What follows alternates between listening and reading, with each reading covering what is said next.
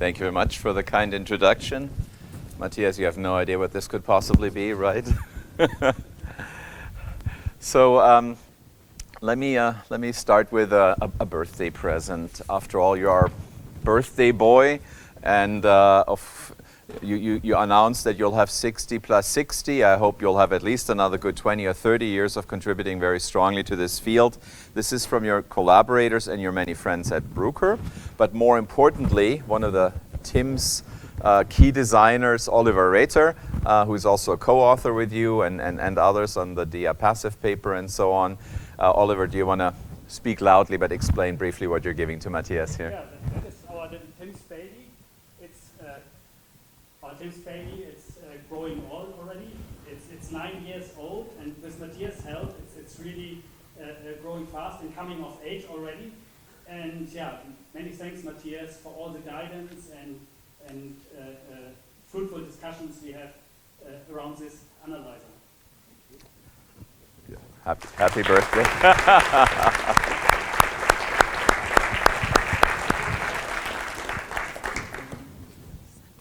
It is unmuted, I think. Can you hear? Is it unmuted? Can you hear me? I get the.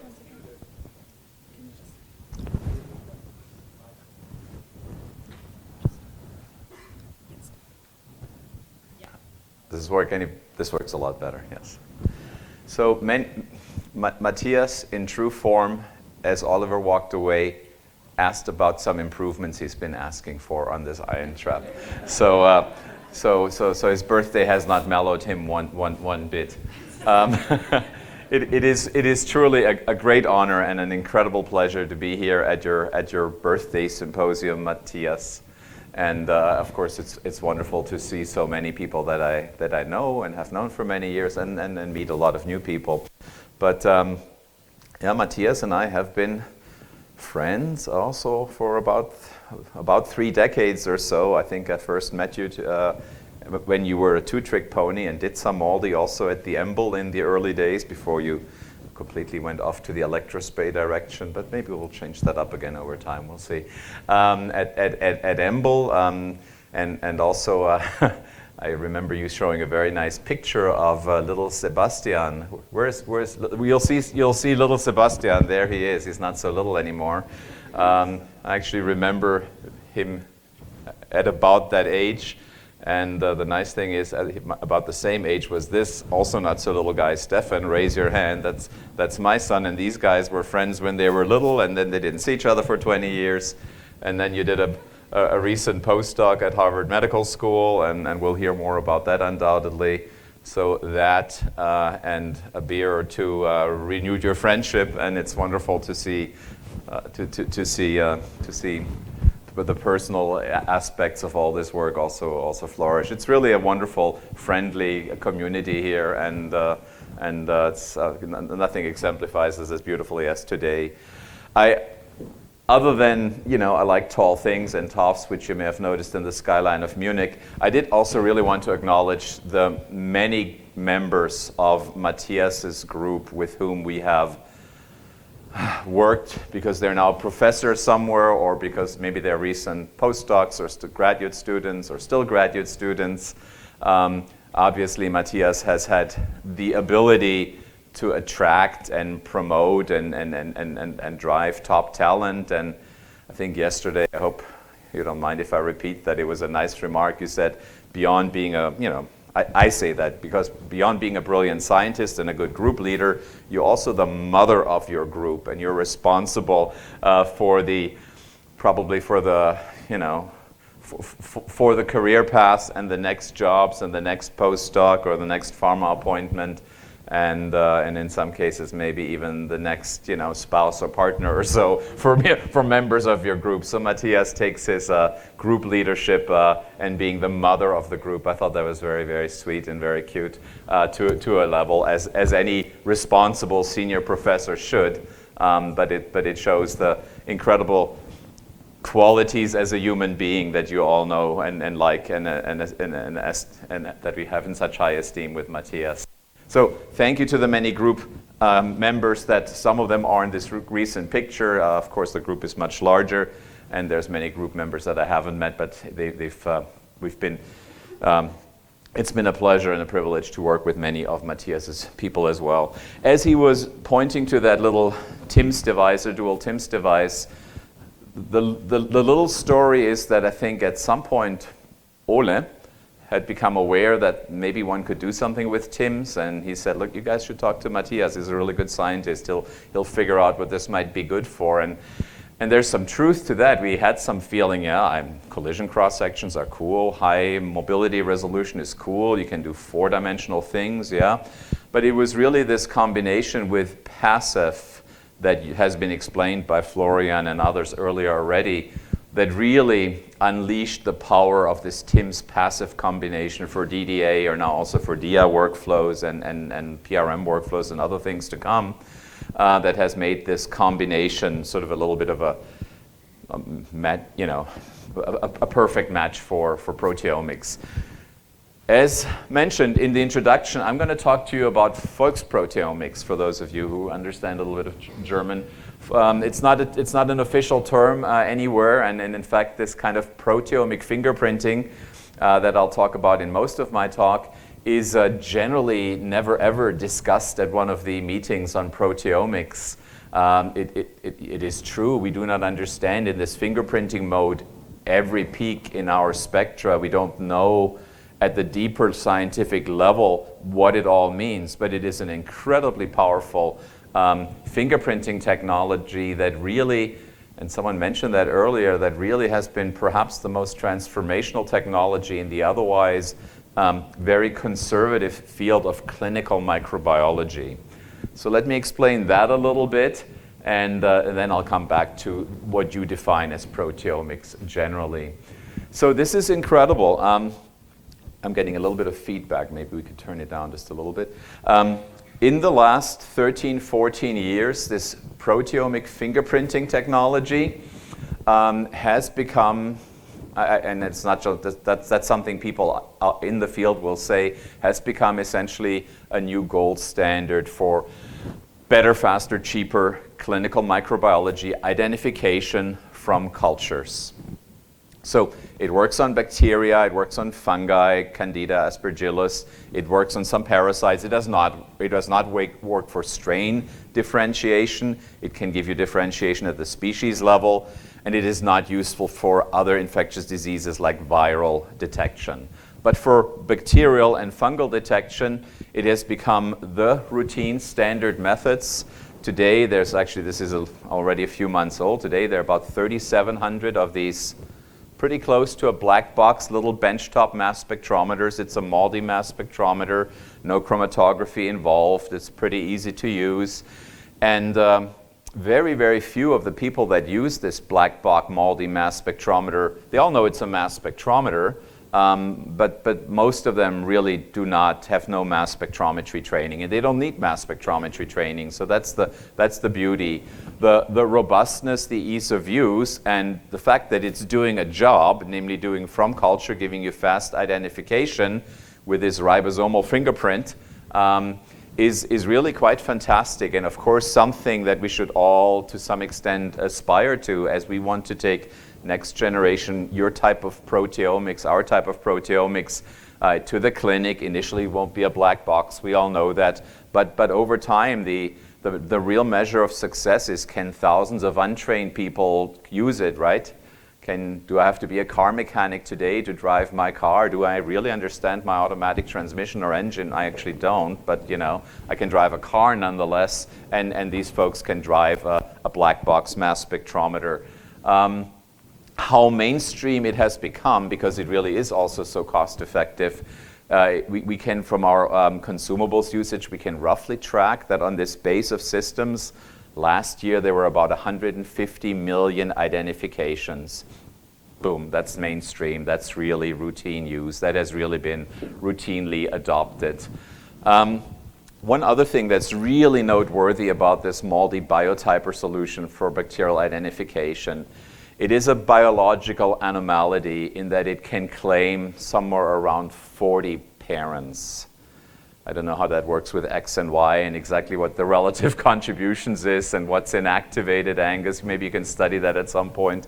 But this was this was about as close as a community effort, primarily here in Europe in the early years, in people working on the right problems, having particular collections of anaerobic or mycobacteria or being fungal experts in developing the databases and making this successively over more than a decade more and more and more useful and more applicable. So I think this gives us hints on how proteomics has to continue to evolve further. I'll come back to that in my very last slide. It is very much an ecosystem and a community effort. We need leaders and visionaries like Matthias and others that we have here present, but we also need we have an obligation, I think all of us, and we at a company very much, we feel that as well, of driving that field forward, not only for a better understanding of biology, but really also because of the potential breakthroughs in healthcare. So let's go into a little bit into the technology and how it works. It's actually, in principle, this slide probably didn't look very different 12, 13 years ago. You really start, in this case, with a colony. This is very old technology. It's like a petri dish, and you have the different bacterial colonies. And if you have a single colony that's been growing, so you know these bacteria are alive. This is not just their DNA that you don't know whether it's active or not. So we then very simply prepare with a toothpick or something slightly more sophisticated and put these colonies. We need about 10 to the 5 colony forming units. So it needs the overnight growth. And we then put it directly on a multi-target plate, a 96 sample plate with some standards, put it into a benchtop. It's a pretty simple linear multi-time of flight. It's a benchtop system, as I said, only though it's positive mode only. Only the recent versions have also the negative mode. We hope to be looking at some lipids with it as well. There's some, at Imperial College London, there's some nice research that came out in the last couple of years of using lipids patterns for looking at some colistin resistance, which is a bad thing if that develops in a patient.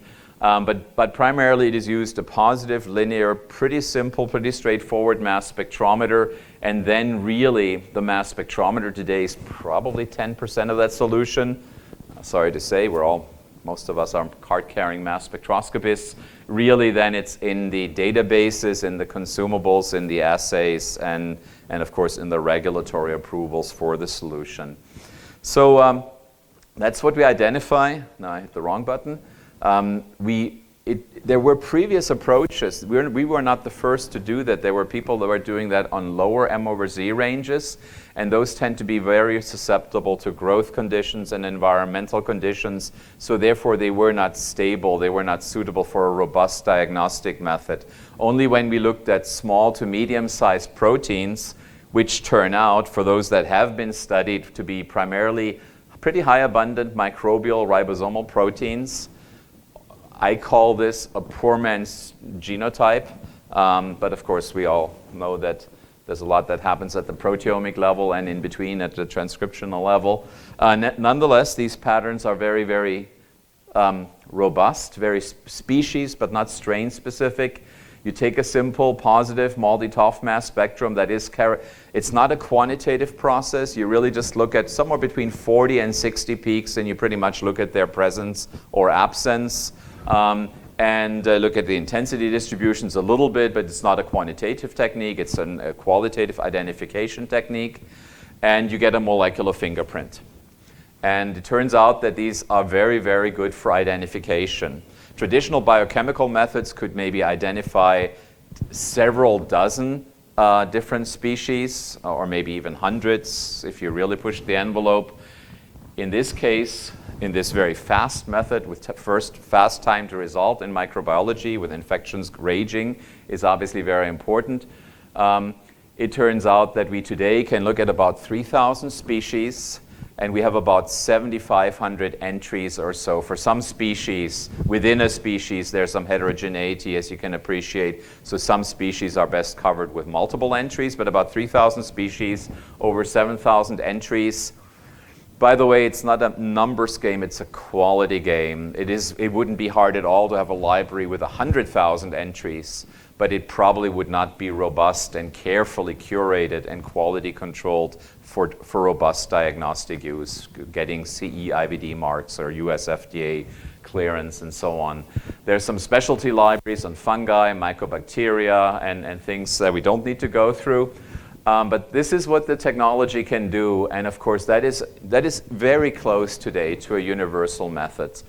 There have been traditionally some attempts at differentiating clinically relevant bacteria from things that aren't clinically relevant, but that differentiation isn't really all that useful. Of course, there's some clearly relevant, clinically relevant bacteria, but there's many others that can jump species or become, in rare cases, all of a sudden become an infection, also in humans. And of course, people also look at veterinary infections. This is not only used for human clinical microbiology.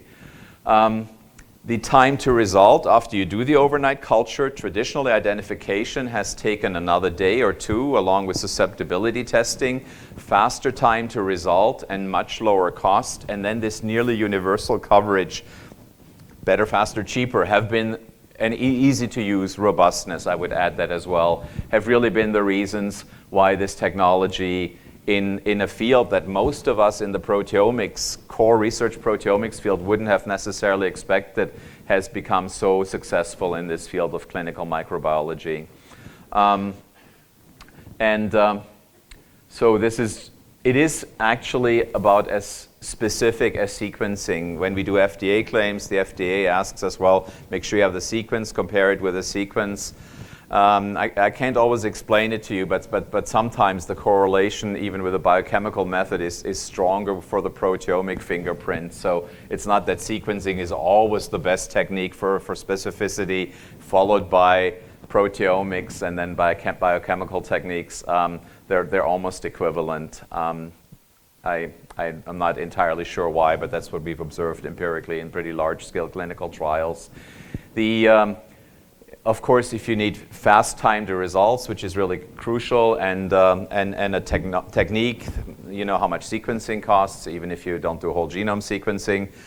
The biochemical techniques cost tens of euros or dollars per test, and the MALDI biotyper technique, even though it gives you far more information and is much faster, costs a few euros or a few dollars per sample. So all these benefits together, along with the robustness, have really been why it's become really that's what everybody. To MALDI is now a verb. I learned that recently from some of our customers.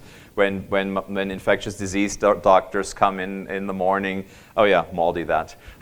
So MALDI has become a verb. I took Xerox and to MALDI and a few other things. So maybe at some point we'll have a go passive that. I don't know yet. We can try. So I'll probably skip this slide. We don't want to stop here yet. There's actually more that can be done on this MALDI platform, we think.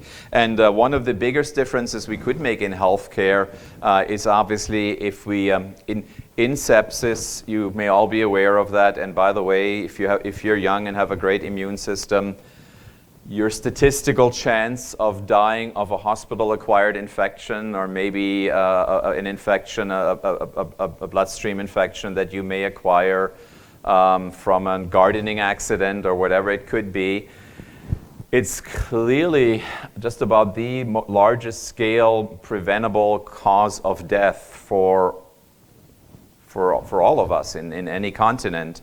In Europe, same in the US, and probably far worse in other parts of the world. But in Europe alone, there's 10,000s of deaths from sepsis every year. And a lot of that has to do because it gets treated at a late stage or doesn't get treated at all. Sometimes it's just a high fever, doesn't get recognized. But even if it gets treated, it may not get treated with the correct antibiotics because we don't identify the species enough, or because we haven't done fast or successful susceptibility testing. Susceptibility is whether a bug, a bacteria, are susceptible to antibiotic treatment. This is generally called AST, or antibiotic susceptibility testing. So can we reduce the time to result for correct identification and perhaps even for correct susceptibility testing from 1 or 2 days to 1 or 2 hours or minutes. That would probably, if that is successful, and I think it will be, I think we're at the inflection point of that, that may have an incredible impact where proteomics, our beloved field of proteomics in this flavor, will have an impact on mortality rates long before it helps Alzheimer or Parkinson patients or cancer patients. And I think we're at the inflection point of that. So being able to do this fast identification, nearly universal identification, also from positive blood cultures, that's a different workflow in the microbiology lab. If someone is suspected of being in sepsis or going towards sepsis, then a blood sample is taken that goes into one of these blood cultures. This is a blood culture system by a Biomolecular or BD Diagnostics. We don't do that. We then kick back in with a sample prep kit that is a little bit of a slightly more elaborate 20-minute hands-on workflow. But then within about 20 minutes, we can now do also organism identification from positive blood cultures, which is really, this is approved already in Europe.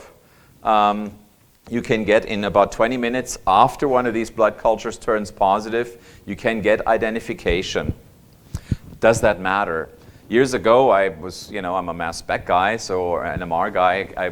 When I learned about microbiology, people said, what do you know? I mean, nobody would ever change treatment just based on identification alone. That was a truism in microbiology. It has changed completely. Of course, doctors today, because they need to wait another day or 2 days before they get the susceptibility testing, often also described as a forensic test when it's often too late, quite honestly.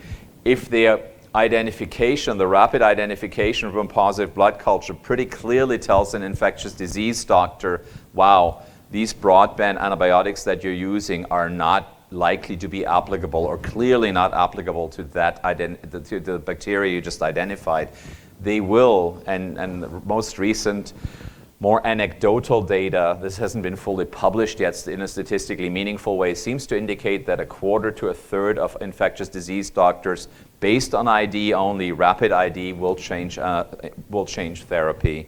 That's already pretty good progress. So this is likely to have a positive impact on patients, direct ID, overnight culture, positive blood culture, but then, if you get right on it and are not on your computer in the morning checking emails, within 15-20 minutes you could have an identification, and this does now in many cases enable the change of therapy, which will save lives but also saves ICU stays and hospital costs. But the holy grail is, let me take 2 more steps. The next step is resistance testing. Resistance testing and susceptibility testing is not the same, by the way. They're very similar and they're related, but there are some resistances that we can also measure with a mass spectrometer. For once, it's not a proteomic experiment or a fingerprinting experiment, but we're looking at small mass differences on measuring the masses of the antibiotics, in this case a beta-lactam, which is a very powerful antibiotic, but there's also a resistance mechanism called beta-lactamases, where basically the antibiotic itself gets modified by the bugs, it gets hydrolyzed, and then you see a couple of pretty easily measurable mass changes that we can capture, and then we can develop based on that a phenomenological resistance mechanism testing, which, by the way, is quite a bit more valuable than genetic PCR tests. Often, genetic tests have a different phenomenological effect than you may expect, or unexpected new genetic mutations may have a resistance effect. So when it comes to looking at resistance and later susceptibility, actually you want to look what's going on at the phenome level, not at the genome or proteome level necessarily. So this resistance tested for 2 very important classes of resistances, namely the carbapenemase activity that I just described briefly, and a very similar cephalosporin activity, where very advanced, very powerful antibiotics have been rendered useless by the bacteria through fast evolution. Whatever they do, evolve it, figure it out themselves, get horizontal gene transfers via plasmids from the same species or maybe even crossing species. We can detect that pretty quickly, and then also a doctor would then change antibiotic therapy. The real holy grail, however, is this AST, antibiotic susceptibility testing. And this is now, what I'm showing you now is work in progress. That's not released in the clinic yet. Hopefully we'll have that go into clinical trials in Europe sometime late next year, and then maybe have it on the European market in 2 years, and the US market in 3 or 4 years. We always start with Europe first. Great collaboration, and to a great extent invention by Professors Becker and Nedeljković at the University Hospital in Munich, where we're applying a series of popular antibiotics directly on the MALDI plate. We then do a 4 or 5 hour incubation, and we actually see whether the proteome, now this is back to a proteomic measurement, is stable and unchanged, which would indicate that the bug is resistant, or whether the proteome crashes. I'll show you pictures in a moment of crashing proteomes where something clearly is susceptible. And we want to do that without introducing a new platform, a new workflow on the same platform, which is readily adopted already. And so this is published in 2017, was published. We're now developing it into a product that we hopefully can then get CE-IVD marked. It looks at 3 levels. The UCAST methods now want you to look at the SIR levels, susceptible and resistance, but also intermediate. When you have intermediate, some susceptibility, basically you can still just increase the dose and maybe still do something for that same patient. So it used to be black and white, now it's black, gray, or white, and that's actually also progress in clinical treatment. So this is that new method, and here is of course I have to show us some spectra in here, and these are proteomic fingerprints. It's a pretty coarse experiment, but it really works under controlled conditions. So here you have a fully non-susceptible resistant strain. This is just a growth control. Here are 7 different antibiotics, and this is a rock solid proteomic pattern. Nothing changes. This bug is happy. Just ignore all these therapeutics. Here is a fully susceptible strain that happens to be susceptible to all these 7 popular antibiotics, other than this calibration peak here, our internal standard. The proteome just crashes within about 45 hours of incubation time. What we're really interested in are the intermediate cases where something is maybe resistant to 3 or 4 of those, but still hopefully susceptible to 1 or 2. This is where it makes a medical difference. So this is some further excitement coming on the same platform. It's really amazing what you can do with proteomic fingerprinting and a little benchtop black box MALDI mass spectrometer in clinical use. And I'm sure it will inspire all of us to redouble and accelerate our effort. Everybody's pushing very hard towards clinical proteomics anyway. And I'll wrap up with a few slides on what we do, of course, in collaboration with Matthias and his group, and also with collaborations with some others using this dual TIMS technology. I can skip a lot of the points that Florian has explained earlier already, and we've also heard already that we can have really at large scale and with great reproducibility the collision cross sections. You actually get it whether you use that 4th dimension of information or not.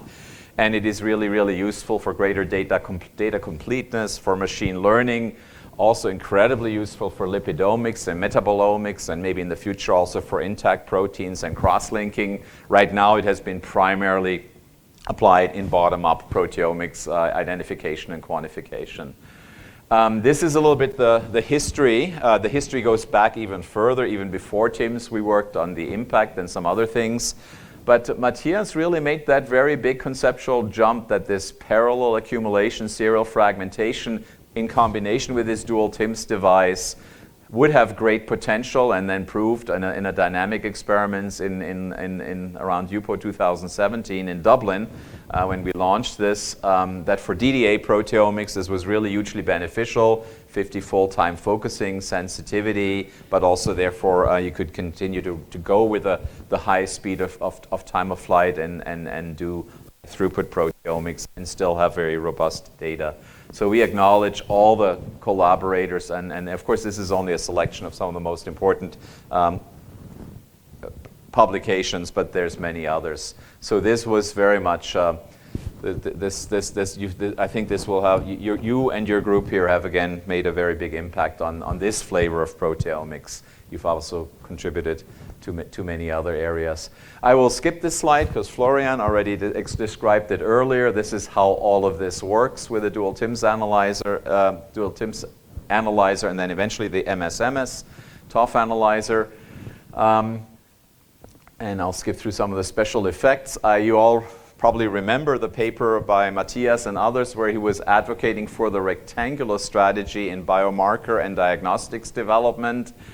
Of course, the triangular strategy will eventually bring it down to a PRM experiment or an MRM experiment, or dare I say it here, take it over to a quanteric system and do it by some sort of high sensitivity ELISA. That's all legit, but for some diagnostic assays and some, whoops, that was one too far, biomarkers, sets of biomarkers or patterns, I'm sure it will be very beneficial in the future, and now we can at least enable it that we really stick with a rectangular strategy and don't only use mass spectrometry for discovery and for discovery of biomarkers, but then for large cohort, thousands of samples of validation, and eventually maybe even running the in vitro diagnostics that way, first as laboratory developed tests, and then later, of course, also, I'm sure the future of CE-IVD and FDA real proteomics, not folks proteomics tests and assays for things outside of infectious disease are clearly discernible that that's going to happen over the next decade.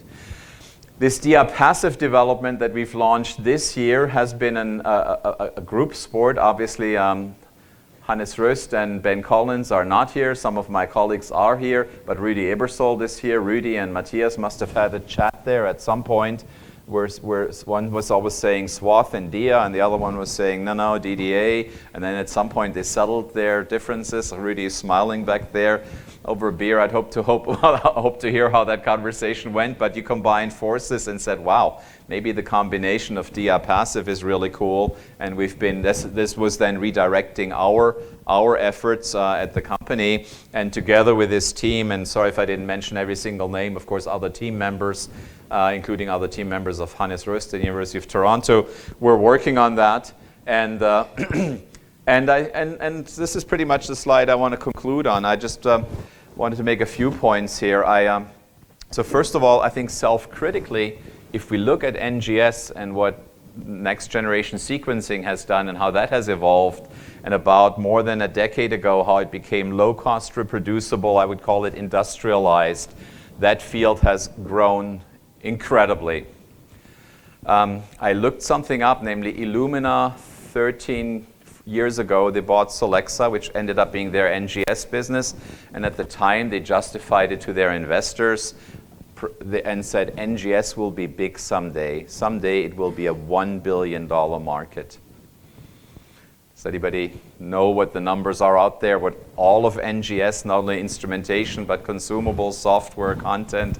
Today people are talking somewhere between 26 and $40 billion markets, which is a good reminder that we're all pretty good at predicting the next 2 years, and maybe the visionaries can predict the next 5 years. We actually are all probably, maybe with Matthias's exception, but we're all pretty bad at predicting how much can happen in a decade or 12 years.